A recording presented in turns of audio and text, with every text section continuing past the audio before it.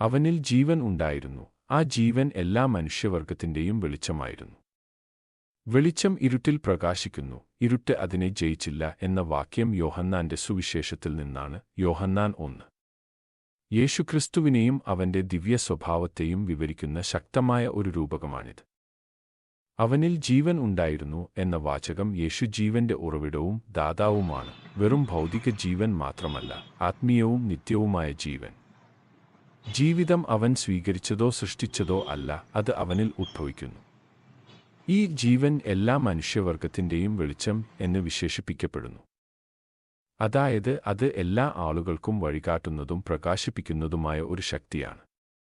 വെളിച്ചം നമ്മെ നമ്മുടെ വഴി കാണാനും കണ്ടെത്താനും അനുവദിക്കുന്നതുപോലെ, ക്രിസ്തുവിന്റെ ജീവിതം ആത്മീയ അന്ധകാരത്തിൽ നഷ്ടപ്പെട്ട ഒരു ലോകത്തിന് സത്യവും പ്രത്യാശയും രക്ഷയും വെളിപ്പെടുത്തുന്നു. വെളിച്ചം ഇരുട്ടിൽ പ്രകാശിക്കുന്നു, ഇരുട്ട് അതിനെ ജയിച്ചിട്ടില്ല എന്ന അടുത്ത വരി യേശുവിന്റെ വിജയത്തെയും നിലനിൽക്കുന്ന ശക്തിയെയും ഊന്നിപ്പറയുന്നു. ഇവിടെ ഇരുട്ട് പാപത്തെയും അജ്ഞതയും തിന്മയെയും ദൈവത്തിൽ നിന്നുള്ള വേർപിരിയലിനെയും പ്രതീകപ്പെടുത്തുന്നു.